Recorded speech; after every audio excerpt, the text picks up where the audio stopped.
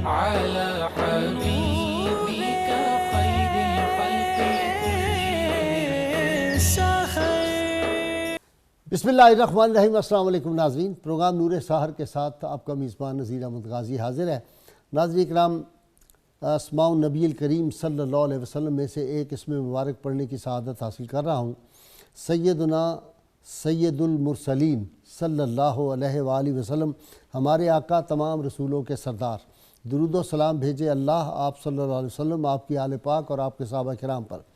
حضرت بزار روایت کرتے ہیں کہ نبی اکرم صلی اللہ علیہ وآلہ وسلم نے فرمایا، جس رات مجھے سیر کرائی گئی، میں موتیوں کے ایک محل کے پاس پہنچا جو جگمگا رہا تھا، اور مجھے 3 چیزیں عطا کی گئیں۔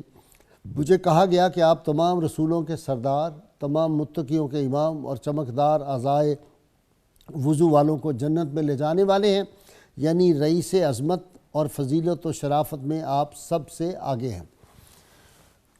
ناظرین کرام، آج کا ہمارا موضوع اس لیے بھی اہمیت کا حامل ہے کہ ہم روز بروز کیوں زوال پذیر ہو رہے ہیں، اور امت مسلمہ کے مسائل جو ہیں وہ روز بروز کیوں بڑھ رہے ہیں۔ وہی ملت جس نے 700 صدیاں دنیا کی امامت کی تھی، آج وہ اتنے بزدل ہو چکے ہیں، اتنے کمزور ہو چکے ہیں کہ وہ کہتے ہیں کہ ہے جرم ضعیفی کی سزا مرگ مفاجات۔ یہ جرم ضعیفی کیوں ہوا؟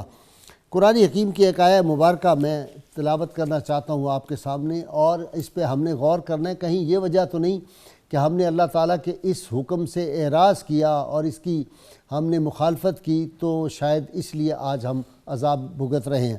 اللہ کریم نے ارشاد فرمایا، ان اللہ یامرکم ان تعدوا الامانات الی اہلہا واذا حکمتم بین الناس ان تحکموا بالعدل۔ بے شک اللہ تعالیٰ تمہیں حکم دیتا ہے کہ امانتیں ان کے اہل کے سپرد کرو، اور جب لوگوں کے مابین کوئی فیصلہ کرو تو عدل کے ساتھ فیصلہ کرو۔ ناظرین، یہاں میں ایک بات عرض کر دوں کہ بنی اسرائیل جو تھے وہ اس لیے تباہ ہوئے تھے کہ وہ جو بڑے مناصب ہوتے تھے، اہمیت کے مناصب ہوتے تھے، ان پہ نااہل لوگوں کو جو تھے وہ تعین کو کر دیتے تھے، ان کو وہاں پہ لگا دیتے تھے، ان کے سپرد کر دیتے تھے بڑے بڑے عہدے، ان کو وزیر اعلیٰ بناتے، ان کو وزیر بناتے، ان کو مشیر بناتے، ان کے بڑے بڑے مناصب دے دیتے تھے۔ اس کی وجہ سے بنی اسرائیل اتنے برس حکومت کرنے کے بعد ذلت اور پستی میں گر گئے تھے۔ اس پہ مفسرین نے بہت تفصیل سے کلام کیا ہوا ہے۔ رحمت کونین صلی اللہ علیہ وسلم کی بارگاہ میں ایک اعرابی آتا ہے اور اس بات کو روایت کرتے ہیں سیدنا ابو ہریرہ رضی اللہ تعالیٰ عنہ۔ یہ ہمارے لیے بہت سوچنے کا مقام ہے۔ سیدنا ابو ہریرہ کہتے ہیں کہ رسول اللہ صلی اللہ علیہ وسلم کی بارگاہ میں اس اعرابی نے آ کر پوچھا، یا رسول اللہ صلی اللہ علیہ وسلم، قیامت کب آئے گی؟ آپ صلی اللہ علیہ وسلم نے فرمایا، جب امانت ضائع کر دی جائے تو قیامت کا انتظار کرو۔ اعرابی نے پوچھا، یا رسول اللہ، امانت کا ضیاع کیا ہے؟ آپ نے فرمایا، جب معاملات اور مناصب نااہل لوگوں کے سپرد کر دیے جائیں تو پھر قیامت کا انتظار کرو، یہ قیامت ہے۔ اور ہم نے دیکھا مختلف جگہوں پہ کہ کتنے نااہل لوگوں کو کتنے بڑے مناصب پہ کر دیا گیا۔ وہ کسی نے کہا تھا کہ ہر شاخ پہ الو بیٹھا ہے، انجام گلستاں کیا ہوگا۔ اور اس سے بھی بڑھ کے خوبصورت بات میر تقی میر نے کہی تھی، نا قدر شناسی سے خلائق کی جہاں میں جو اہل ہنر ہے اسے انکار ہنر ہے۔ آپ خود سوچ لیں، وہ کون سا ملک ہے جس میں آپ کو کوئی منصب حاصل کرنے کے لیے آپ کی سب سے بڑی جو کوالیفیکیشن ہے وہ نااہل ہونا ہے۔ آپ میں کوئی اہلیت نہ ہو، آپ میں کوئی کوالیفیکیشن نہ ہو، آپ کسی بات کے اہل نہ ہوں، لیکن اگر آپ پہ کسی بڑے کی نگاہ پڑ جائے، اقربا پروری ہم دیکھتے ہو جاتی ہے، ذات ہے، برادری ہے، مسلکی تعلقات ہیں، مذہبی جو ہے وہ ایک جو ہے وہ کنسیڈریشن ہوتی ہے، اسی طرح ذاتی مفاد ہوتا ہے، یا رشوت دے کے لوگ بڑے بڑے مناصب حاصل کر لیتے ہیں۔ بلکہ میں اگر یہ کہوں کہ اللہ ماشاءاللہ ہمارے ہاں جو سیاسی جماعتیں ہوتی ہیں ان میں بھی جو عہدے دیے جاتے ہیں وہ بھی نااہل لوگوں کو، اس لیے کہ اگر اہل لوگ ہوں، میں نے بہت غور کیا کہ یہ کیوں ہر جگہ نااہل لوگوں کو جو ہے متمکن کیا جاتا ہے، تو سامنے یہ بات آئی کہ جو اہل لوگ ہوتے ہیں وہ کبھی نہ کبھی ان کا ضمیر جاگتا ہے، وہ اختلاف کرتے ہیں صاحبان اقتدار سے بھی، اور وہ یس مین نہیں بنتے۔ اس لیے جو بھی بندہ اقتدار میں آتا ہے اس کو یس مین چاہیے، نااہل لوگ ہوں جو ان کو پتہ ہے کہ ہم جو کچھ ہمیں ملا ہے انہی کے دربار سے ملا ہے۔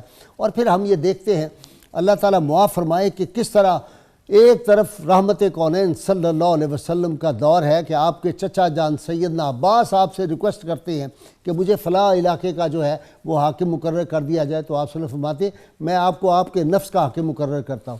جناب ابو ذر غفاری رسول اللہ کے بڑے چہیتے صحابی ہیں، وہ کہتے ہیں مجھے فلاں جگہ کا عہدہ دے دیا جائے، تو آپ صلی اللہ علیہ وسلم ان کو وہ عہدہ نہیں دیتے، بلکہ آپ نے ایک موقع پہ فرمایا کہ اسلام میں جو عہدہ طلب کرے اس کو بالکل عہدہ نہیں دینا، اور ایک حدیث جو پڑھ کے آدمی کانپ جاتا ہے، آپ صلی اللہ علیہ وسلم فرمایا کہ سرکاری یہ جو افسران ہیں، جو اہلکار ہیں، جو امراء ہیں، ان کے لیے خرابی ہے، عن قریب یہ لوگ جو بیٹھے ہوئے ہیں یہ آرزو کریں گے کہ کاش انہیں بالوں سے پکڑ کر اوج ثریا کے ساتھ لٹکا دیا جاتا، اور لیکن انہیں کسی حکومتی عہدے پہ مقرر نہ کیا جاتا۔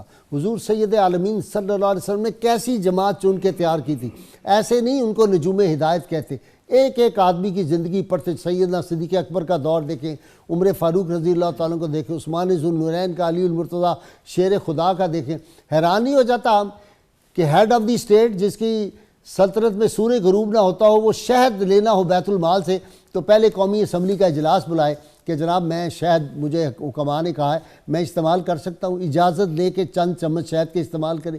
سیدنا علی المرتضیٰ شیر خدا اتنے بڑے خلیفۃ المسلمین، اتنے بڑے حکمران گھر میں آئیں اور اپنی بیٹی ام کلثوم سے پوچھیں بیٹا یہ جو تم پراٹھا کھا رہی ہو یہ کہاں سے آیا ہے ہمارے گھر میں، اور اوپر شہد بھی لگا ہوا ہے، کہ جی فلاں علاقے کا جو تھا عامل اس نے یہ بھیجا تھا، ایک ڈبہ شہد کا، ایک بوتل شہد کی بھیجی تھی، ایک گھی کی بھیجی تھی۔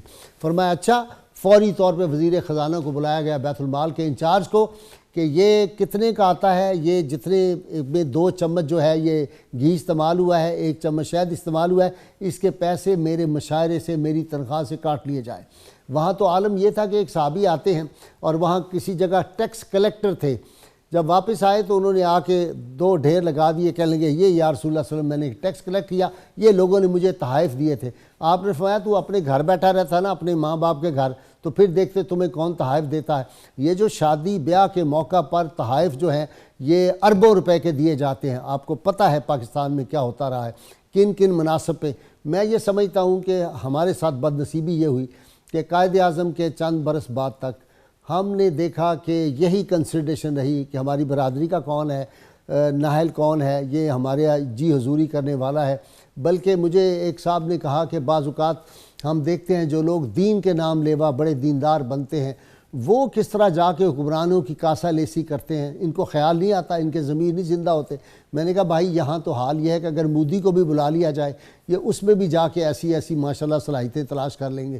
تو یہ جب ضمائر کے قبرستان بن جائیں تو پھر اس طرح کی باتیں ہوتی ہیں، لیکن ڈر لگتا ہے اس بات سے کہ آپ صلی اللہ علیہ وسلم جب فرما دیا کہ اگر کسی شخص کو کسی جگہ حاکم مسلمانوں کا بنایا گیا اور وہ نااہل تھا یا اس نے کوئی خیانت کی اور اس حالت میں مر گیا تو وہ جنت اس پہ حرام ہو جائے گی، وہ جنت کی خوشبو بھی نہیں سونگھ سکے گا۔ تو ناظرین کہ آج کا ہمارا موضوع جو ہے وہ اس لحاظ سے اہمیت کا حامل ہے کہ امانات ان کے اہل کے سپرد کیجئے، یہ اللہ کا حکم ہے کہ جو اہل لوگ ہوں ان کو دیں۔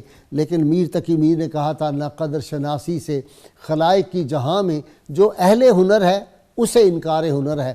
یہ کس ملک میں ہو رہا ہے آپ سب جو ہے وہ اس پہ غور کریں، میں تو کسی کا نام نہیں لے سکتا، لیکن دیکھیے اسلامی ملک جو ہیں 56 ان میں سے کون کون سے ملک میں اہل لوگ ہیں، کون کون سے میں نااہل ہیں۔ یقیناً پاکستان میں تو ماشاءاللہ صوبائی سطح پہ، مرکزی سطح پہ، ہر سطح پر بہت ہی اہل لوگ ہیں، بلکہ ضرورت سے زیادہ اہل ہیں۔ تو آج ہم گفتگو کریں گے۔ میں اپنے مہمانوں کا تعارف کرا دوں۔ پہلے مہمان پروفیسر ڈاکٹر طاہر حمید تنوری صاحب ہیں، آپ کئی کتابوں کے مصنف، ماہر اقبالیات۔ ان کے ساتھ دوسرے کیپٹن ریٹائرڈ جہانگیر صاحب ہیں، بیوروکریٹ ہیں ریٹائرڈ، اور بڑا دین کا گہرا اور تاریخ اسلام کا بڑا مطالعہ ہے کپتان صاحب کا، اور اتنے بڑے عہدوں پہ رہنے کے باوجود کرائے کے مکان میں رہتا ہے۔ میں اسی لیے ان لوگوں کو بلاتا ہوں۔ اللہ کے فضل و کرم سے میں جہاں جہاں رہا، جس چینل پہ رہا، کوئی کہہ نہیں سکتا کہ میں نے کبھی کسی نااہل کو اپنا مہمان بھی بنایا ہو، پارٹیسپینٹ بھی بنایا ہو، اور آج تک یہی معاملہ ہے۔ کوئی سفارش ہو میں ڈٹ جاتا ہوں، میں کہتا ہوں میں چھوڑ سکتا ہوں کوئی چینل، لیکن نااہل لوگوں کو میں نہیں بلا سکتا۔ یہی تو بات ہوتی ہے، ہم جو ہے فیورٹزم شروع کر دیتے ہیں ہر سطح پہ۔ کوئی آدمی چھوٹے سے چھوٹی جگہ پہ ہے، وہ بھی اگر اس سیٹ کے لیے نااہل ہے تو اس کو وہاں پہ نہیں رکھنا چاہیے ہمیں۔ میرے تیسرے مہمان بہت ہی پڑھی لکھی شخصیت، ماہر نفسیات، ایک کالج کے صدر نشین ہیں ایک شعبہ کے، پروفیسر ڈاکٹر کاشف فراز احمد، یہ بھی میرے مہمان بنتے رہتے ہیں۔ ابتدا کر رہا ہوں جناب ڈاکٹر، نعت میں آخر میں آپ کو حافظ بابر صاحب راستے میں ہیں، ان سے نعت رسول پاک صلی اللہ علیہ وسلم سنواؤں گا ڈاکٹر طاہر امید تنولی سے۔ جی ڈاکٹر صاحب۔ جی غازی صاحب بہت شکریہ، بہت ہی ریلیونٹ موضوع آپ نے منتخب فرمایا ہے، اور آپ نے اپنے ابتدائی میں بڑی بنیادی باتیں بھی ارشاد فرما دی ہیں۔ غازی صاحب گزارش یہ ہے کہ جب آپ دین کی تعلیمات کو دیکھتے ہیں اور دین کی تعلیمات کے پورے جو عمارت ہے اس کو دیکھتے ہیں، تو وہ عمارت جن بنیادوں پہ کھڑی ہے وہ امانت اور صداقت ہے، یعنی امین اور صادق ہونا، اس کے بغیر دین کا کوئی تصور نہ آپ کو سمجھ آ سکتا ہے، نہ آپ اس تصور کو نافذ کر سکتے ہیں زندگی کے اندر، نہ اس کی کوئی برکت سامنے آ سکتی ہے۔ جتنے انبیاء آئے غازی صاحب، آپ دیکھیں اگر انبیاء کا تعارف جو تھا، انبیاء نے جو اپنا پہلا تعارف ہی کروایا، حضرت نوح علیہ السلام آئے، قوم نے پوچھا آپ کون ہیں؟ انہوں نے فرمایا انی لکم رسول امین فاتقوا اللہ وآطیعون، میں تمہارے پاس ایک ایجنڈا لے کے آیا ہوں، کیا؟ تقوی اختیار کرو، جو اللہ کی باتیں میں آپ کو بتاتا ہوں میری مانو، بنیاد یہ کہ میں امین ہوں۔ ہود علیہ السلام سے قوم نے پوچھا، انہوں نے بھی یہی فرمایا انی لکم رسول امین۔ صالح علیہ السلام نے بھی یہی کہا، شعیب علیہ السلام نے بھی یہی کہا، لوط علیہ السلام نے بھی یہی کہا، یعنی انبیاء نے تعارف یہی کرایا۔ آپ صلی اللہ علیہ وسلم تشریف لائے، لوگوں نے پہلے ہی کہہ دیا آپ امین ہیں، واہ واہ واہ، آپ صادق ہیں۔ واہ واہ۔ ایمان دین جو ہے غازی صاحب اس پہ کھڑا ہے، امانت پر اور صداقت پر، یعنی ہانیسٹی اور ٹرانسپیرنسی۔ جب یہ دو چیزیں زندگی سے نکل جائیں تو پھر دین کی کسی جو تعلیم ہے یا کوئی اس اصول ہے وہ زندگی میں نافذ نہیں ہو سکتا، نہ اس کا اثر اور تاثیر نظر آ سکتی ہے۔ واہ۔ اچھا، جب آپ اس یار آئے ڈاکٹر، مبارکہ کو دیکھتے ہیں، ایک بات بڑی خوبصورت آپ کو سنانی ہے، آپ تینوں کا بہت مطالعہ ہے اس پہ۔ آپ کو پتہ ہے کہ سب سے متصب جو تھا رسول اللہ صلی اللہ علیہ وسلم کی سیرت کے حوالے سے وہ ولیم میور تھا، جس نے بہت ہی زیادہ جو تھا وہ دشمنی کی انتہا کر دی، لیکن وہ لکھتا ہے in all his dealing he was fair and upright. اب سب کا، یعنی اس کا کوئی انکار نہیں کر سکتا، یعنی جو مارنے آئے ہوئے ہیں، قتل کرنے، شہید کرنے کے لیے آئے ہوئے ہیں، ان کے بارے میں جاتے ہوئے فرماتے ہیں کہ میں جا رہا ہوں، علی تم ان کی امانتیں ان کے سپرد کر کے آنا۔ لیکن اس سے پہلے یہ دیکھیں نا، جو مارنے آئے ہوئے انہوں نے مارنے سے پہلے مانتے انہی کے گھر رکھی ہوئی ہیں۔ حیران کن بات، میرے خیال ہے تاریخ میں یہ کہیں نہیں ہے، یہ ان کو پتہ ہے کہ ان سے زیادہ ٹرسٹ ہم میں بھی کوئی نہیں ہے، چاہے ہمارا دشمن ہے، نہیں ہم چاہے بیٹھے ہیں، نہیں وہ سمجھ رہے ہیں کہ چاہے ہمارا سب سے بڑا دشمن ہے لیکن اس سے زیادہ امانت دار بھی کوئی نہیں، اعتماد ہی نہیں پہ ہو سکتا ہے۔ تو یہ جو کریکٹر ہے یہ آپ صلی اللہ علیہ وسلم نے اپنی ذات مبارکہ سے اس طرح تعلیم کر دے دیا کہ لوگوں نے پہلے ہی آپ کو یہ کہہ دیا۔ تو غازی صاحب ہم دیکھتے ہیں کہ جیسے قرآن مجید کی آیت ہے، اور بھی قرآن مجید کی کئی آیات میں ان چیزوں کو ہائی لائٹ کیا گیا ہے کہ آپ امانت کو حفاظت کریں اس کی۔ آپ صلی اللہ علیہ وسلم نے ارشاد فرمایا اگر کوئی شہید بھی ہو اس کی شہادت سے ہر گناہ دھل جائے گا سوائے امانت کے۔ اللہ قیامت کا دن ہوگا، شہید اللہ کی بارگاہ میں حاضر ہوگا، تو اس سے کہا جائے گا کہ اب وہ جو امانت تمہاری ذمہ تھی اسے لوٹاؤ۔ وہ کہے گا میں کہاں سے لوٹاؤں، میرے پاس تو کچھ نہیں۔ اسے دکھایا جائے گا وہ امانت جہنم کی تہہ میں ہوگی، حدیث پاک ہے، وہاں سے جا کے اٹھا کے لاؤ۔ وہ اٹھا کے لائے گا اور پھر گر جائے گی اور اسی عذاب میں وہ مبتلا ہوگا۔ یعنی آپ تصور کریں عدل اور امانت کا اتنا زیادہ اس کے اوپر زور ہے کہ کائنات کو اللہ رب العزت نے غازی صاحب امانت اور عدل پہ قائم کیا۔ اب سادہ سی بات ہے، ہم نے یہاں پروگرام بھی کیا تھا پالوشن پہ، صرف ہوا میں امانت نہیں رہی، زندگیاں جیرن ہو گئی ہیں۔ پوری کائنات کا نظام اس پہ کھڑا ہے کہ آپ کے معاملات کتنی امانت پر بیسڈ ہیں اور ان میں ایکوریسی کتنی ہے، ان میں صداقت کتنی ہے۔ اچھا، جب آپ اس اصول کو اٹھا کے لے کے چلتے ہیں انڈیویجول لائف سے لے کے آخر تک ریاستی اور بین الاقوامی معاملات تک، اس اصول کا یکساں اطلاق ہے اسلام کی تعلیمات کی۔ آپ دیکھیں نا پاکستان بنا، Quaid Azam most honest person, Iqbal most honest, Chaudhry Rahmat Ali most honest, یہ لوگ جو تھے ان کی زندگی آپ دیکھیں کتنی سادگی سے گزاری انہوں نے، آج کے حالات دیکھیں تو لگتا ہے کہ یہ تھے ہی نہیں، یہ کتابوں میں لکھی باتیں یقین ہی نہیں آتا، یہ کوئی افسانوی وہ جو لوگ کریکٹر غازی صاحب اپنے قائد اعظم کا ذکر کر دیا۔ میں ایک پوائنٹ کی طرف ضرور اشارہ کرنا چاہوں گا، ان کی 11 اگست کی وہ اسپیچ کیا تھے، نواب بہادر یار ینگ، ان کو دیکھیں، ہوئی کیسا آدمی خواجہ نواب لیاقت علی خان، کتنے لوگ تھے غازی صاحب۔ جو 11 اگست کی اسپیچ، سردار عبدالرب نشتر، 11 اگست کی جو اسپیچ ہے جس کو ہم بہت ڈسکس کرتے ہیں، آپ کو پتہ ہے اس کا ایک بڑا حصہ 11 اگست کی اسپیچ کا 20% اس پوائنٹ پہ ہے اقربا پروری نہیں کرنی، رشوت ستانی نہیں کرنی، دیانتدار رہنا ہے۔ اور ہم نے وہ باتیں کبھی ہائی لائٹ نہیں کی، ہم نے ان باتوں پہ زور دیا جن کا تعلق نہ کریکٹر کے ساتھ تھا نہ قومی تعمیر نو کے ساتھ تھا۔ تو یہ جو بنیادی اصول ہیں، ان کو امانت کے اس تصور کو جب آپ انڈیویجول لائف سے لے کے چلتے ہیں، پوچھا گیا امانت کیا ہے، تو اوامر کو دیکھیں اور نواہی، یہ سارے کے سارے امانت میں آتے ہیں۔ یعنی ہم بیٹھے ہیں ایک مجلس میں، یہیں سے امانت شروع ہو جاتی ہے۔ آپ صلی اللہ علیہ وسلم نے ارشاد فرمایا المستشار مؤتمن، جس سے مشورہ لیا جائے وہ امین بن جاتا ہے۔ اگر آپ کے سامنے کسی نے اپنا راز بیان کیا، آپ اس کے امین بن گئے۔ آپ نے اس راز کو افشا نہیں کرنا. آپ کی فیملی لائف ہے اس کے راز ہیں. جتنا اٹھتے چلے جائیں, جو ذمہ داریاں آپ پہ عائد ہیں وہ ساری کی ساری امانت کی کیٹیگری میں آتی ہیں اور آپ ان کو آنر کرنا ہے. امانت کا اتنا وسیع مفہوم ہے. یہ جب ہم ووٹ دیتے ہیں نا, ماشاءاللہ پاکستان میں تو ہم بہت ہی اہل لوگوں کو ووٹ دیتے ہیں, تو وہ بھی امانت ہے. ووٹ قومی امانت ہے, لکھا ہوتا ہے اوپر, اور ہماری کوشش ہوتی ہے کہ سب سے زیادہ جو ڈاکو ہے, جو سب سے زیادہ علاقے کا بد کردار آدمی ہے, اس کو ہم وہ امانت سپرد کریں. میں نے ایک دفعہ کہا تھا, میں نے کہا جب ایک بیٹی کا رشتہ دینا ہوتا ہے تو ہم تلاش کرتے ہیں اس آدمی کے والدین کیسے ہیں, بھائی بہن کیسے ہیں, اس کی ریپیوٹ کیسی ہے. ایک بیٹی کا رشتہ جب دینا ہوتا ہے, جب قوم کی ساری بیٹیوں کو جن کے حوالے کرنا ہوتا ہے, وہاں ہم یہ سبق بھول جاتے ہیں. بسم اللہ الرحمن الرحیم. علوم اسلام کو مفسرین اور محدثین نے دو گروپس میں تقسیم کیا ہے. ٹھیک علم اصول اور علم فروع. ٹھیک. علم اصول سے یہی واضح ہے کہ کلمہ حق ادا کیا جائے. جتنی بھی ہم عبادات اور مسائل اور عقائد ہیں یہ سارے علم اصول میں شامل ہیں. انہی کا ایک ظاہر ہے ایک باطن ہے. اب ہم آتے ہیں علم فروع. اسلام کا جو نظام ہے وہ اس لحاظ سے بہت ممتاز ہے کہ علم فروع سے مراد یہ ہے کہ معاملات, انسانوں سے معاملات اختیار کیے جائیں, نہ کہ ترک دنیا اور رہبانیت ٹھیک پہ بالکل انسان صحیح. مائل ہو جائے. ٹھیک.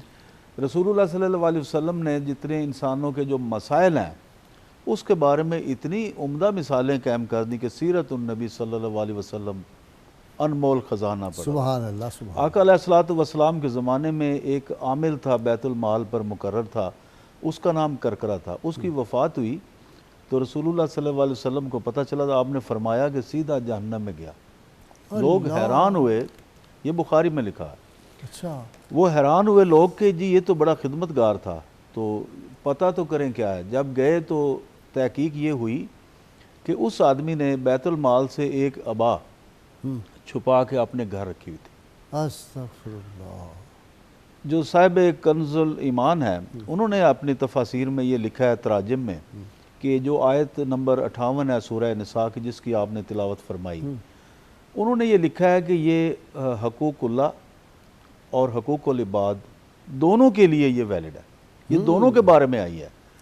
اب جو ادائے فرض کی جب ہم بات کرتے ہیں کہ لوگوں کے معاملات کیا ہیں, تو یہ انتہائی خوبصورتی ہے دین اسلام کی کہ معاشرت کا نظام اس کے اوپر قائم ہے کہ لوگوں سے معاملات کیے جائیں اور اس میں عدل قائم کیا جائے. آپ نے بڑی خوبصورت بات کی کہ امانت کی تشریح کرنے کی ضرورت ہے. جب قرآن پاک کا جو آیت قرآنی آپ نے پڑھی اس میں یہ لکھا ہوا ہے کہ لوگوں کی امانات ان کے حقداروں کے حوالے کرو. ٹھیک. اس سے صرف وہ امانت نہیں ہے جو ہم سمجھتے ہیں پیسے بس رکھ دیے کسی کے پاس, مثال کے طور سونا پر رکھ قرآن میں آیا وفی اموالکم حق للسائل والمحروم, کہ تمہارے اموال میں سائل اور محروم کا حصہ ہے. وہ کتنا ہے کیا ہے اس کا تعین انسان نے تقوی کی بنیاد پر خود کرنا ہے. ٹھیک. حضرت علی کرم اللہ وجہ نے فرمایا کہ مجھے بڑا ٹائم لگا اس کو سمجھنے میں اس آیت کو, اور یہ اللہ کا یہ ہم پر احسان ہے کہ سائل ہمارے پاس چل کر آ جاتا ہے. واہ. اس کی وجہ یہ ہے کہ محروم کا جو فیصلہ ہے وہ انسان نے اپنی بصیرت سے کرنا ہے کہ ظاہراً نظر آتا ہے کہ یہ محروم ہے, اس کو کچھ دے دو. لیکن اگر سائل نہیں آتا آپ کے پاس تو اس کا حصہ اس کو کیسے دیا جائے گا, آتا ہی نہیں, تو آپ کیا کریں گے جبکہ ہمارے مال میں اس کا حصہ ہے. اگر آپ اس کا جو حصہ ہے وہ بھی کسی محروم کو دے دیتے ہیں تو سائل کا حق کہاں ادا ہوا. انتہائی خوبصورتی ہے. دس از دا ریزن کہ کہا جاتا ہے جب سائل آتا ہے اس کو مایوس نہیں کرنا. تو اس لیے سیرت النبی صلی اللہ علیہ وسلم میں یہ جو معاملات ہیں کہ جی حقدار کو اس کا حق ادا کریں. اب آپ دیکھیے کہ ہمارا جو نظام وراثت ہے سورہ نساء ایک ہی آیت اتنی کمپریہنسو ہے کہ اس کے اوپر لوگوں نے ڈاکٹریٹ کی کئی شاخیں ہیں جو ایک ایک چیز کے اوپر ڈاکٹریٹ ہو رہی ہے, اس ایک آیت کے اوپر ہو رہی ہے. اب وراثت کون دیتا ہے, بہنوں کو کون وراثت دیتا ہے, حقداروں کو کون وراثت دیتا ہے, بوڑھے والدین ہوتے ہیں تو ان کے حقوق کیسے ادا ہوتے ہیں, یتیموں کے مال کی حفاظت کون کرے گا. تو اس لیے یہ نظام اس طرح قائم ہو سکتا ہے کہ لوگوں کے معاملات جس کے ہاتھ میں ہے اس کے اوپر وہ عدل کے ساتھ پیش آئے, اور اس کو یہ معلوم ہونا چاہیے کہ رسول اللہ صلی اللہ علیہ وسلم نے ایک موقع پر فرمایا کہ تم میں سے جب کوئی میرے پاس آتا ہے فیصلے کے لیے اور جھوٹی گواہی دے دیتا ہے تو وہ یہ ذہن میں رکھے کہ وہ میرے سے دوزخ کا ایک ٹکڑا لے کر جا رہا ہے. سب سے جو بہتر جو انسان کے اندر جو انر آربیٹر ہے اس کا ضمیر ہے. ہر انسان کو پتہ ہے کہ کس کس کا حق ڈیو ہے. لہٰذا امانت میں بڑی اس کی تفصیل میں جایا جا سکتا ہے کہ جس کا حق ڈیو ہے, جو حقدار ہے, فیملی میں بھی اس کو روکا نہ جائے. اگر آپ باپ ہیں تو آپ نے اپنی اولاد کے حوالے سے بھی وہ امانت میں خیانت نہیں کرنی. اس کا جو حصہ ہے اپنی فیملی کا وہ بھی دینا ہے. گھر کا مرد ہو عورت ہو وہ بھی اس میں امانت دار. اور بعض مفسرین نے لکھا ہے کہ جو آیت نمبر 58 اور 59 ہے, جو امانتیں واپس کرنا اور عدل کے ساتھ فیصلے کرنا, یہ تو زیادہ تر اس کا اطلاق حکام پر ہوتا ہے. رسول اللہ صلی اللہ علیہ وسلم نے فرمایا کہ انصاف کرنے والوں کو نوری ممبر عطا کیے جائیں گے. تو اس لیے جو انسانوں کے معاملات کے نگران ہیں, جو ہمارے عمال ہیں, یہ ان کی بنیادی ذمہ داری ہے. ٹھیک. اچھا جی, میں سمجھتا ہوں اپنا ڈاکٹر صاحب یہ آپ کا سبجیکٹ ہے. میں نے لوگ دیکھے ہیں مختلف مناصب پہ جنہوں نے بڑی رشوت لی. ماضی قریب کے بھی میں لوگوں کو جانتا ہوں مختلف شعبوں کے, جن میں بعض مقدس پیشے بھی شامل ہیں. ہم تو کمزور لوگ ہیں, ان پیشوں کا نام نہیں لے سکتے. انہوں نے مال بنایا بہت زیادہ, لیکن کبھی میں نے کسی کو پرسکون نہیں دیکھا. جی بسم اللہ الرحمن الرحیم. اللہم صلی علی محمد و آل محمد صلی اللہ علیہ وآلہ وسلم. قبلہ غازی صاحب بالکل آپ نے ٹھیک کہا. امریکہ میں جو ایک کلینکل پرفارمر بنا ہوا ہے نا, اس کے اوپر ایک لفظ لکھا ہوا ٹرسٹ وردینس. اچھا. اور وہ پوچھتے ہیں کہ جس کلائنٹ کا میں علاج کرنے لگا ہوں یہ ٹرسٹ وردی ہے. اچھا جی, سائیکولوجیکل پرفارمر کے اوپر لکھا ہوا ہے. اچھا, جب ان سے ہم پوچھتے ہیں کہ اس کا یہاں پر لکھنے کا مقصد کیا ہے, وہ کہتے ہیں کہ جو ٹرسٹ وردی انسان ہوتا ہے, جو ایماندار ہوتا ہے, جو امانت دار ہوتا ہے, وہ بہت جلد کم بیک کرتا ہے. پہلی مسئلہ اس کی ریکوری بہت جلدی ہوتی ہے اس کی. اس کی وجہ یہ ہے, وہ کہتے ہیں کہ اگر آپ کا سی بی سی کروا کے دیکھیں تو اس کے جو وائٹ بلڈ سیلز ہیں, یعنی یہ جو بیماری سے لڑنے کی جو طاقت ہے, اس میں عام آدمیوں سے زیادہ ہوتی ہے. اب یہ کیا ایسے ہی انہوں نے کہہ دیا, کہیں نہ کہیں سے ریسرچ تو کی ہوگی انہوں نے, صحیح ہے, کسی نے تو ان کو بتائی ہوگی یہ بات. تو جب ان سے ہم پوچھتے ہیں تو وہ کہتے ہیں کہ دراصل یہ جو مادہ ہے اس کا امن سے ہے. اب امن سے مراد کیا ہے؟ امن سے مراد ہے خوف و خطر سے بے پرواہ انسان. اچھا, جو انسان خوف و خطر سے بے پرواہ ہو جاتا ہے تو اس انسان کے اندر خود بخود ہی جو ہے وہ ایک اینٹی باڈیز پیدا ہونا شروع ہو جاتی ہیں. تو آپ کی بات بالکل بجا ہے 100% کہ وہ لوگ جو ایماندار ہوتے ہیں, وہ لوگ جو صحیح فیصلے کرتے ہیں, ان لوگوں کو بیماریاں بھی کم ہوتی ہیں, اور اگر کبھی ان کو ہو جائے تو وہ بہت جلد ریکور کر جاتے ہیں. میں دیکھا جی ہمارے جسٹس ملک اختر حسن یہ جو تھے, جسٹس عبدالمجید ٹیوانہ, یہ اس طرح کے میں نے جو دیانتدار اپنے ججز دیکھے, وہ آخری عمر, اب بھی سیر کرتے ہیں ملک اختر حسن ریس کورٹ پارک میں آپ جائیں تو لائک اے ینگ مین وہ چل رہے ہوتے ہیں. اتنی عمر ان کی ہوگی, اباؤٹ 90 ایئرز. تو واقعی میں نے لوگ دیکھے ہیں جو اس طرح کے ہوتے ہیں, یہ ایک اطمینان کی زندگی گزارتے ہیں. اور جنہوں نے مال پانی بنایا ہوتا ہے, ذلت ان کا مقدر ہے. اب بھی ہم ان کے سکینڈل دیکھتے ہیں روز, جو چھپ رہے ہوتے ہیں کس طرح کی. جی. حضرت امام جعفر صادق علیہ السلام نے بڑی خوبصورت بات کی. انہوں نے کہا اگر امیر المومنین علی علیہ السلام کا قاتل بھی میرے پاس امانت رکھواتا تو میں یقیناً حقدار کو امانت واپس کرتا. اللہ, اندازہ کیجئے کتنی اہمیت اس بات کی. اور پھر حضرت امام جعفر صادق کا یہ قول بھی کیا خوبصورت ہے. فرماتے ہیں کسی شخص کی نیکی دیکھنی ہو تو نہ یہ دیکھو کتنے لمبے لمبے رکوع کرتا ہے یا کتنے لمبے سجدے کرتا ہے, صرف یہ دیکھو کہ وہ امانت دار ہے کہ نہیں ہے. فیصلہ کس بات پہ ہونا ہے؟ امانت داری کے اوپر. لیکن ڈاکٹر صاحب انفارچونیٹلی ہمارے ہاں ایک خاص تعداد ہے جو لمبے سجدے, تبلیغوں پہ جانا, محافل کرانا, فلاں کرانا, ریش مبارک بہت لمبی رکھنا, سر پہ پگڑی باندھنا, اور جو 2 نمبر کام ہے اس میں بھی ٹاپ پہ ہونا ہے. اصل میں جتنے لمبے سجدے ہیں اتنی لمبی بےایمانی بھی ہے. ہاں, اصل میں وہ تو ایک کیموفلیج کیا ہوا ہے نا جی, عام لوگوں کو بیوقوف بنایا ہوا ہے, اور عام لوگ وہ ظاہری چیزوں کو دیکھ کر اس میں آ جاتے ہیں. لوگ چلتے ہیں, جی ہاں, لوگ فالو کرتے ہیں. بس بدقسمتی یہ ہے کہ ایک کلچر ایسا ڈیولپ کر دیا. اچھا, میں آپ کو مزے کی بات بتاؤں کہ مجھے ایک بار کہیں سے پاکستان سے فون آیا کہ یہ فلاں میڈیسن لیتے آنا. تو میں میڈیسن لینے کے لیے اسٹور پر گیا تو میں نے اس سے, جیسے پاکستانی کی عادت, میری بھی عادت, میں نے کہا جی 1 نمبر دینا. تو مجھے انگریز نے پتہ کیا کہا, کوئی 2 نمبر بھی ہوتی ہے؟ Is there any medicine which is not original? What are you telling me gentleman? मैंने कहा जी नहीं, मैंने तो वैसे ही कह दिया। कैसे कह दिया आपने? यू नो कि 2 नंबर सोचने से मुझे कुछ हो रहा है। वो कहने लगा मुझे, मेरी तबीयत खराब होगी सुन के कि आप क्या कह रहे हैं कि ओरिजिनल नहीं होती कोई चीज़।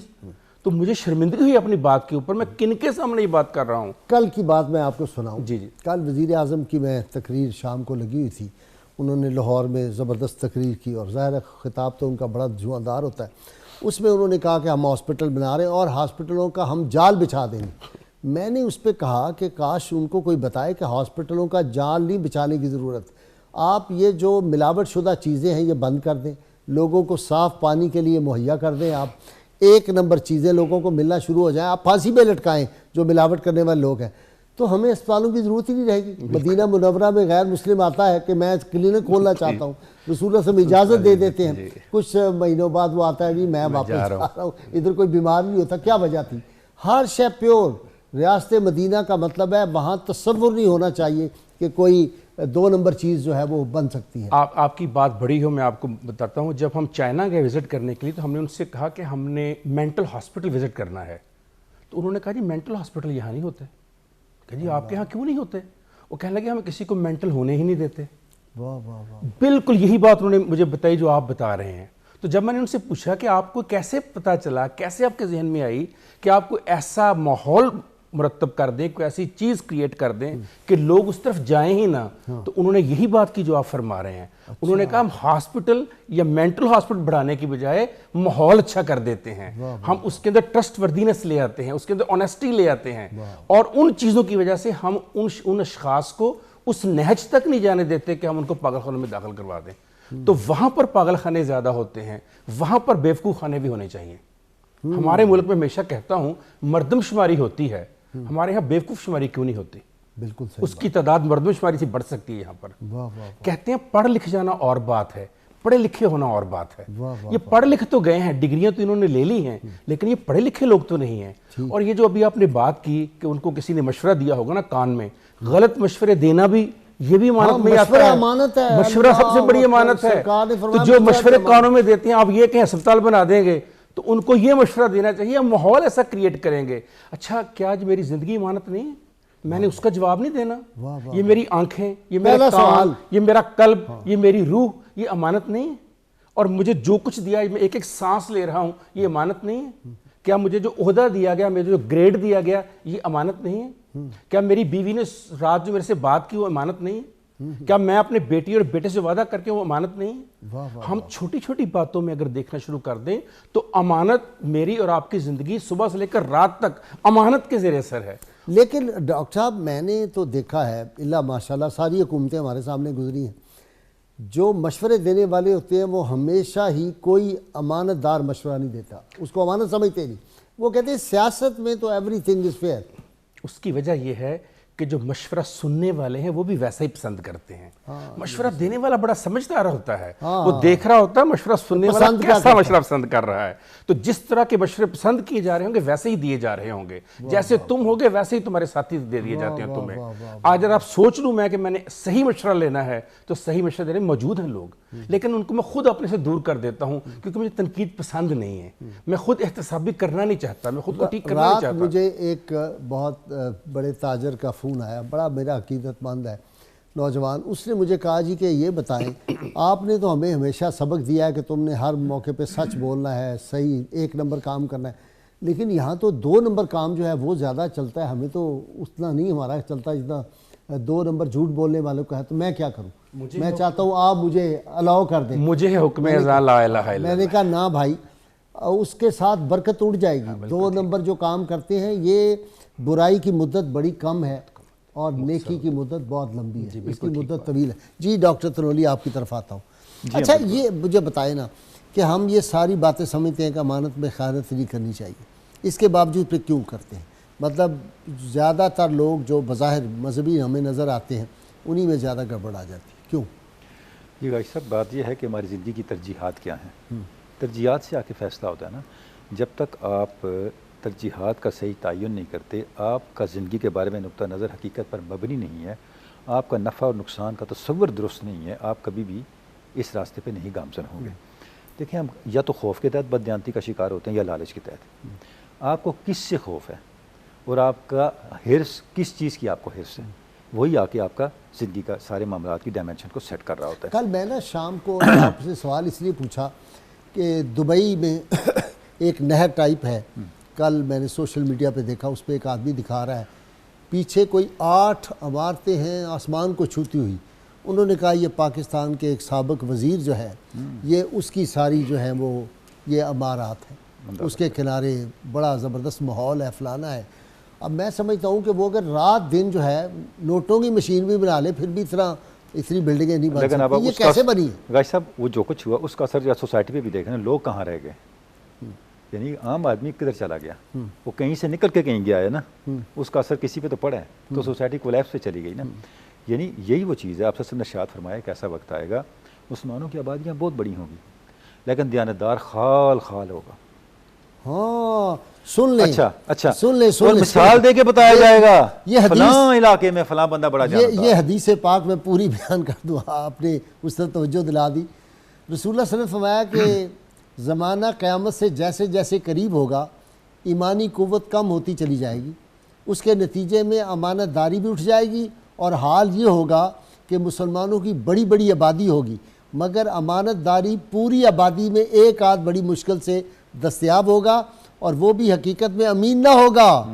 لوگ مثال کے طور پر کہیں گے فلاں قوم میں ایک امانت دار شخص ہے، آدمی کی تعریف ہوگی کہ کیسا عقلمند ہے، کیسا خوش مزاج ہے، کیسا بہادر ہے، حالانکہ اس کے دل میں رائی کے دانے کے برابر بھی ایمانداری نہ ہوگی۔ اچھا صاحب یہ جو حدیث پاک ہے نا، اس میں 2 چیزیں ہیں۔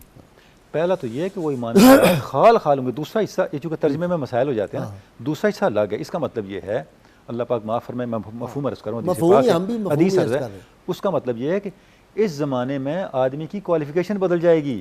ہاں لوگ کہیں گے بڑا عقلمند ہے، بڑا بہادر ہے، بڑا سمجھدار ہے، حالانکہ وہ ایمان سے خالی ہوگا۔ جی السلام علیکم۔ جی السلام علیکم جی۔ وعلیکم السلام جی۔ ماشاءاللہ بہت زبردست پروگرام لگ رہے ہیں اور امانت سے جی اللہ پاک ہمیں جاتی دے، اللہ پاک اس پروگرام میں جڑے چلا رہے ہیں انہوں نے جاتی دے۔ آمین۔ فرمائے سوال۔ میرا سوال ہے کہ جس نے ملک اور قوم میں اپنا حلف برداری کر دینے وزیر تمام وزار اور جس نے ایمانداری بارے جانے تھے کہڑی ایمانداری اور جانکاری کرتے تھے ایمانداری کر دینا۔ کوئی آواز سمجھ نہیں آئی۔ اچھا غازی صاحب میں عرض کرتا ہوں ایک اس سے متعلقہ ضروری بات جو ہاں ہاں ہاں ہاں یہ کپتان صاحب آپ نے جواب دینا ہے۔ وہ کہتے ہیں حلف اٹھاتے ہیں، جب کوئی بڑے مناصب پہ فائز ہوتا ہے آدمی تو وہ حلف اٹھاتا ہے، پاکستان کا اسلام سے میں پوری دیانتداری سے اپنے فرائض ادا کروں گا، میں جب آپ کی طرف آؤں گا آپ نے جواب دینا۔ تو کہتا ہے وہ حلف کا مطلب کیا ہے؟ وہ ایسے ہی ہوتا ہے بس۔ جی جی ایک اور کالر آگے جی۔ السلام علیکم جی فرمائیے۔ السلام علیکم غازی صاحب۔ وعلیکم السلام۔ غازی صاحب یہ جو سلیکشن ہوتی ہے، جو ممبر بٹھائے جاتے ہیں، جو ان کو بولا جاتا ہے کہ ایسے کام کرنا ہے، یہ لوگ کام سیدھا کرتے ہی نہیں ہیں، ٹھیک ہے جی، اسمبلیوں میں آ جاتے ہیں۔ ٹھیک ہے جی، سمجھ لیتے ہیں، پوچھ لیتے ہیں جی۔ غازی صاحب میں یہ گزارش کر رہا ہوں جس موضوع پہ آج ہم گفتگو کر رہے ہیں یہ موضوع غازی صاحب اگر ہم تھوڑا سا غور کریں، ہمارے قومی وجود کی اساس ہی یہ پاکستان کا مطلب کیا ہے؟ امین لوگوں کا ملک، لا الہ الا اللہ، پاک لوگوں کا ملک، پاک لوگوں کا ملک۔ یعنی اگر ہم یہاں پہ ہانسٹ نہیں ہیں تو ہم اپنے ملک کی سب سے بنیادی شناخت سے غداری کر رہے ہیں۔ وہ اس کا مجھے بتائیں ہم چوئی رحمت علی سے کہ یہ کیا مطلب ہے؟ انہوں نے کہا لینڈ آف پیور پیپل۔ پاک کا مطلب ہی پیور ہے نا، مطلب جس میں ملاوٹ نہیں ہے، جن میں بددیانتی نہیں ہے، جن میں بدعہدی نہیں، یہ ان لوگوں کا ملک ہے۔ جب آپ اس کریکٹر سے بغاوت کرتے ہیں اور اتنے بڑے بڑے جس کی ابھی آپ نے مثال دے دی مڈل ایسٹ کے اندر، تو مجھے بتائیں آپ قانون فطرت سے کیسے بچیں گے؟ ہمیں کچھ بھی نہ کرو بھائی، جس ملک میں رہتے ہو اس ملک کے نام کا ہمیں حیا ہونا چاہیے کہ ہم ہماری بنیادی آئیڈینٹی کہ ہم پاکستانی ہیں۔ اگر میرا نام ہو رہا ہے اور میں کچھ اور نام کا شناختی کارڈ بنا کے سوسائٹی میں چلوں، مجھے بتائیں میرا کیا اثر ہوگا؟ ہماری بنیادی آئیڈینٹی پاکستانی ہے۔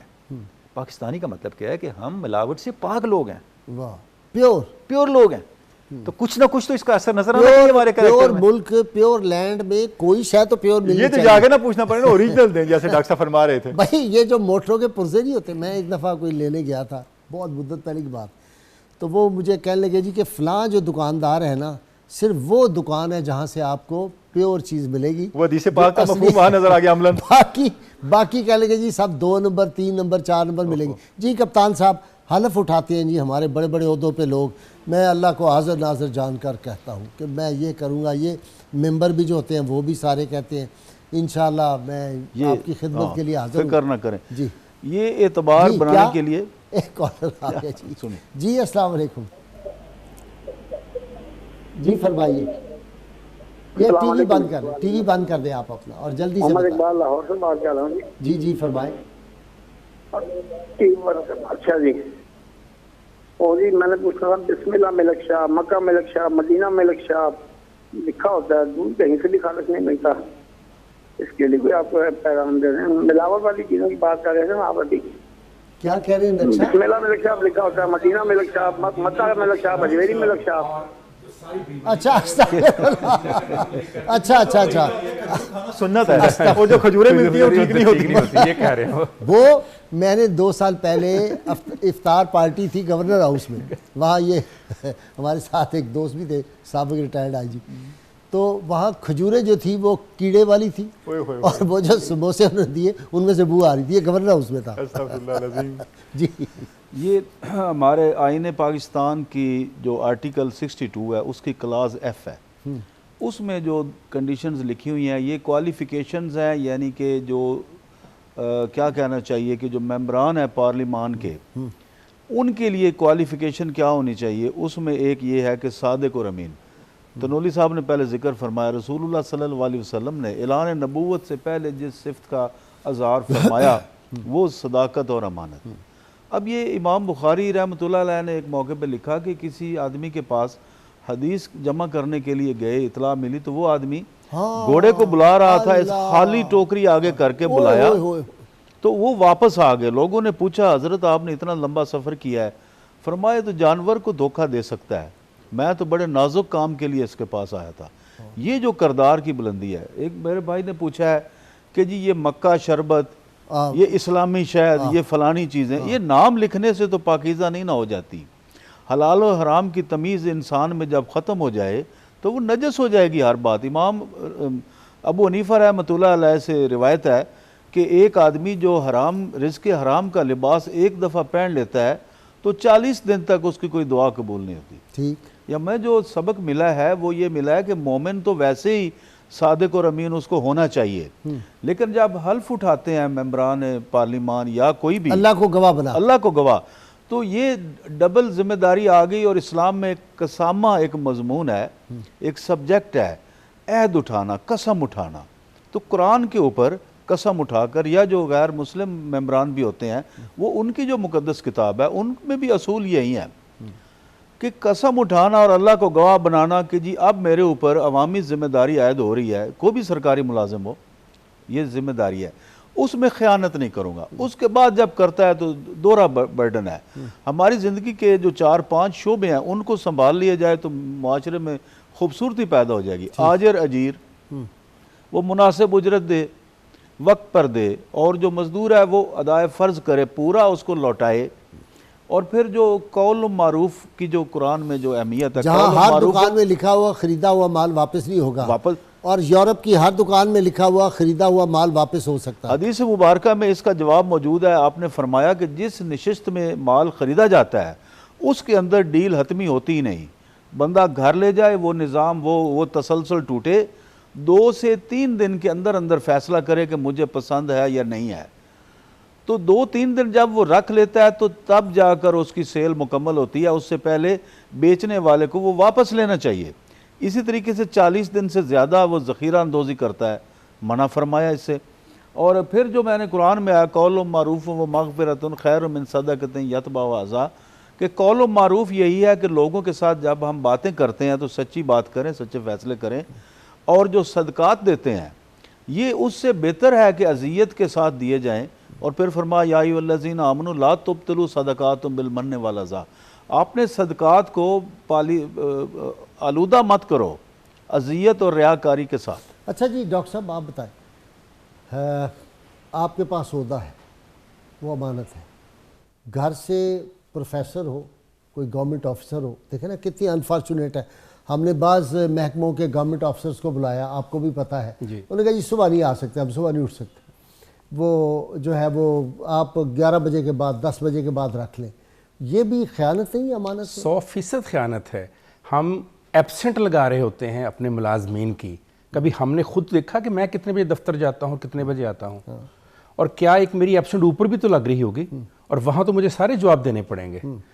یہ جو اپنے کردار کو ٹھیک کرنا ہے، جس کو اقبال نے کہا تھا کہ گفتار کا غازی بن تو گیا، کردار کا غازی بن نہ سکا، یہ ساری باتیں جو ہیں ابھی مکہ مدینہ ملک کی بات ہو رہی تھی، اور ابھی باتیں ہو رہی ہیں کہ ہم کن کن ناموں کو لے کر بیچ رہے ہوتے ہیں، یہ ساری گفتار کی باتیں ہیں، کردار میں نظر اچھا نہیں یہ آتی۔ بتائیں نا مجھے کہ ہم مسلمان ہیں، یقین ہے سب لوگوں کو کہ اللہ ہے، اللہ تعالیٰ کے فرمان حکم جو ہے وہ بھی صداقت، ہمیں جو پیغمبر اعظم و آخر اللہ نے عطا فرمائے ہمارے آقا، وہ سب سے بڑے کائنات کے صادق و امین شخص سب، ان کے باوجود یہ جو ساری باتیں ہم کر رہے ہیں، پھر بندے کیوں بددیانتی کرتے اس کے باوجود؟ پہلی بات تو یہ ہے کہ آپ نے کہا سب کو پتہ ہے کہ اللہ ہے، ان کو نہیں پتہ ہے، آپ کا خیال ہے ان کے بارے میں، اچھا یہ آپ بہت اچھا فہم رکھ رہے ہیں ان کے بارے میں، یہ تو خود کو خدا سمجھتے ہیں۔ اللہ، اگر ان کے ذہن میں یہ جو ابھی آپ نے بات کی کہ میں اللہ کو حاضر ناظر، اس سے آگے حلف کی عبارت پڑھی نہیں جا سکتی، بندے کا یہی اشر ہو جائے سوچ کے میں کھڑا کس کے آگے ہوں، میں نام کس کا لے رہا ہوں، میں قسم کس کی کھا رہا ہوں، میں حلف کس کو دے رہا ہوں، بندہ یہی سوچ لے ذہن میں کس ہستی کے سامنے عدم یزداں سے اتنے بے تکلف بڑا دربار ہے، آہستہ بولو، انسان تو اس دربار کا سوچ کر ہل جاتا ہے۔ کیسے ہو سکتا ہے کہ ایسا شخص امانت میں بددیانتی کرے، بے ایمانی کرے؟ میرا خیال ہے جی کہ 90% ہمارے ہاں جب حلف اٹھاتے ہیں وہ باوضو ہی نہیں ہوتے، ان کو پتہ ہی نہیں کہ میں کیا کر رہا ہوں، بلکہ وضو کرنے کا بھی ایک خاص تعداد جن کو وضو کرنے کا بھی نہیں پتا، قائل نہیں ہے۔ وہ کہتے ہیں، وہ پوچھتے ہیں یہ وضو کیا ہوتا ہے، یہاں تک بھی انہوں نے پوچھا۔ بالکل آپ کی بات میں ایک ٹھیک ہے۔ دفعہ ایک عدالت میں کیس کر رہا تھا تو ایک وکیل صاحب اس طرح سیکولر تھے دوسری طرف سے، تو میں نے قرآن شریف کی کوئی آیت پڑھ رہا تھا تو کہلے منو دکھاؤ، میں نے کہا میں نہیں آپ کو دوں گا۔ ججز نے بھی بڑا محسوس کیا کہ آپ ان کو نہیں دے رہے۔ میں نے کہا جی یہ قرآن میں حکم ہے کہ اس کو جب تم پاک نہ ہو تو لا یمسہ الا المطہرون، تو تم اس وقت ہاتھ نہ لگاؤ جب تک تم پاک کی حالت میں نہ ہو۔ تو میں نے کہا یہ مجھے بتا دیں وضو کیسے کیا جاتا ہے، کہتے ہیں میں کوئی مولوی ہوں۔ اندازہ کیجئے اس سے کہ ان کا خیال ہے کہ صرف مولوی کو وضو کرنے کا پتہ ہونا چاہیے، اور یہ ایسے اسی لیے منیر نیازی صاحب یاد آگے، بڑی خوبصورت ایک ان کی لائن ہوتی، وہ کہتے تھے کہ قرآن مجید کی آیات میں اتنا حسن ہے کہ بے حیا سے پردہ کر لیتی ہیں۔ یہ بے حیا لوگ ہیں جن کی ابھی آپ نے بات کی، ان لوگوں کو اگر پتہ بھی ہے کہ اللہ ہے تو قرآنی آیات نے ان سے اس لیے پردہ کیا ہوا ہے کہ ان کو پتہ ہے کہ یہ آیات پڑھ کر بھی اللہ کا حکم جانتے بوجھتے بھی یہ خود کو خدائی سمجھیں گے، یہ اپنے آپ کو ٹھیک نہیں کر سکتے، ان کے دلوں پہ مہریں لگی ہوئی ہیں۔ بالکل آپ کی بات ٹھیک ہے، انہوں نے کتابیں بھی پڑھی ہوتی ہیں، انہوں نے پروگرام بھی دیکھے، ان کو پتہ ہوتا ہے سارے کا سارا، لیکن جو ایک دنیاوی حرص ہے جو آپ کو روزمرہ زندگی میں ڈیمانڈ کرتی ہے، اور وہ آپ کے گھر سے آپ کی بیوی کرتی ہے، وہ آپ کے بچے کرتے ہیں، کیونکہ جب ایک حرام کا لقمہ کسی ایک بچے کے چلا جاتا ہے نا پیٹ کے اندر، اسے حرام کھانے کی عادت پڑ جاتی ہے۔ یہاں تک تحقیقات ہوئی ہیں کہ حرام کھانے سے ڈی این اے تبدیل ہو جاتا ہے، اور جب ڈی این اے تبدیل ہوتا ہے نسلوں میں جاتا ہے، اگلی نسلوں میں جاتا ہے، اور آپ دیکھیے گا کہ وہ لوگ جو بے ایمان ہوتے ہیں ان کی نسلوں میں پاگل پن ٹرانسفر ہونا شروع ہو گیا ہے، ان کی نسلیں پاگل پیدا ہو رہی ہیں۔ کیوں پیدا ہو رہی ہیں؟ اس لیے کہ حرام کا لقمہ جو ہے وہ آپ کی بلڈ کی کیمسٹری بدل دیتا ہے۔ اچھا میرے سامنے تو کئی واقعات گھوم گئے آپ کی اس بات سے، بالکل ایسا ہے۔ میں نے دیکھا جن لوگوں نے عدل کے معاملے میں گڑبڑ کی ان کے کئی بچے جو تھے وہ ذہنی طور پہ جی بالکل ایسا ہی ہوتا ہے، بالکل اچھے خاصے میں نے ایسے دیکھے کہ لوگ بڑے مناصب پہ بیٹھے ہوئے ہیں اور بیٹا جو ہے وہ تھپڑ مار رہا ہے باپ کو۔ جی بالکل ایسا ہوتا ہے، ماؤں کے ساتھ ظلم اور زیادتی کرتے ہیں ایسے بچے، ایسی بچیاں جو گالیاں نکالتی ہیں اپنے ماں اور باپ کو۔ اس کی وجہ ہی یہ ہوتی ہے کہ وہ لوگ ہیں جنہوں نے اللہ کے احکامات کو پس پشت ڈالا اور روزمرہ زندگی میں اپنے اعمال میں دو نمبریاں اختیار کی، جنہوں نے امانت کو چھوڑ کر بددیانتی کی زندگی اختیار کی۔ ڈاکٹر صاحب اپنا کپتان صاحب میں نے کئی دفعہ یہ بات کہی ہے، دہراتا ہوں بار بار، شاید کبھی اثر ہو جائے کسی کان، کہ پاکستان میں آپ کو انٹلیکچول ثابت کرنے کے لیے ڈاکٹر طاہر امید تلولی، کیپٹن جہانگیر اور ڈاکٹر کاشف یہ انٹلیکچول نہیں ہیں۔ انٹلیکچول کا مطلب ہے اللہ سے بغاوت، نبی کریم صلی اللہ علیہ وسلم کی شان پاک کے خلاف بات، اسلام کے خلاف بات، پاکستان کے خلاف گالی دے، پاکستانی فوج کو گالی دے۔ آپ انٹلیکچوئل ہیں، بڑے دانشور ہیں، اگر آپ نہیں تو آپ کی کوئی بیٹی کوئی بیٹا جو ہو وہ اس طرح کا پیدا کرے، وہ گالیاں دے، تو آپ کو فوری طور پہ امپورٹنس دی جائے گی۔ ہم نے دیکھا نہیں کتنے کتنے بڑے منصب پہ بیٹھے ہوئے جن کی بیٹیوں نے جلوس نکال کے گالیاں دی پاکستانی فوج کو، گندی ننگی اسلام کے خلاف باتیں کی۔ ان کو پاکستان میں ترقی کے لیے یہ 4 اصول ہونے چاہیے۔ آپ کو بڑے بڑے جو ہیں جو ہمارے فنکشن ہوتے ہیں سال میں حکومتی لیول پہ، ان میں آپ کو بلایا جائے گا کہ یہ آپ دانشور ہیں، آپ کو وہاں بلایا جائے گا۔ یہ ذرا بتائیں۔ یہ جو نام نہاد لبرلزم اس کی نمائش ہو رہی ہے، بجائے اس کے کہ وہ پاکیزگی طہارت کی بات کریں، حلال و حرام کی بات کریں۔ اگر کسی کا حق غصب کیا ہوا ہے تو وہ تو نجس خوراک کھا رہا ہے، تو اس کے کیا رزلٹ ہوئیں گے؟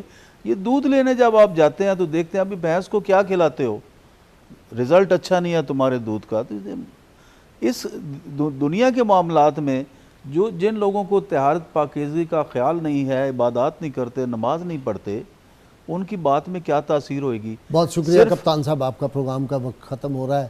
آپ چاروں مہمانوں کا بہت بہت شکریہ۔ ناظرین کرام، آج مجھے ایک کتاب کا تعارف کرانا ہے۔ بڑے لوگوں کے خطوط ہماری نوجوان نسل کو ضرور پڑھنے چاہیے۔ اس میں بہت اسباق ہوتے ہیں، بہت علم ہوتا ہے، اس کی کئی جہتیں ہوتی ہے، بے شمار کتابوں کا تعارف۔ علامہ ارشد القادری انڈیا کے بہت بڑے مسلمان لیڈر بھی تھے، بہت بڑے عاشق رسول تھے، بہت کتابیں آپ نے لکھی ہیں۔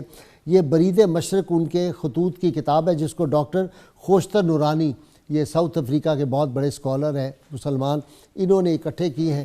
یہ سینکڑوں خطوط ہیں اور یہ بڑی بڑی شخصیات کے نام ہیں، بڑی بڑی شخصیات برِ صغیر کے جو ہے ان کے نام یہ خطوط ہیں۔ یہ ضرور کتاب پڑھنی چاہیے۔ اس کتاب کو ورلڈ ویو پبلشرز الحمد مارکیٹ غزنی اسٹریٹ اردو بازار نے شائع کیا ہے، اور یہ بڑی دلچسپ کتاب ہے۔ اس میں کئی چیزیں وہ معلومات ہیں جو ہمیں عام طور پہ نہیں پتہ، اور لٹریری بھی ہے۔ اللہ کی ان سے دعا ہے اللہ تعالی ہمیں حضور رحمت کونین صلی اللہ علیہ وسلم کی غیر مشروط محبت لامحدود فضائی نصیب فرمائے۔ نعرہ لگائیے تاکہ ہم حافظ بابر صاحب سے نعت سرور عالمین صلی اللہ علیہ وسلم سن سکیں۔ پاکستان کا مطلب کیا؟ لا الہ الا اللہ محمد رسول اللہ صلی اللہ علیہ وسلم۔ جی اپنے دامان شفا میں چھپائے رکھنا، میری سرکار میری بات بنائے رکھنا۔ میں نے مانا کہ نکما ہوں، مگر آپ کا ہوں۔ اس نکمے کو بھی سرکار نبھائے رکھنا، اس نکمے کو بھی سرکار نبھائے رکھنا۔ ذرائے خاک کو خورشید بنانے والے،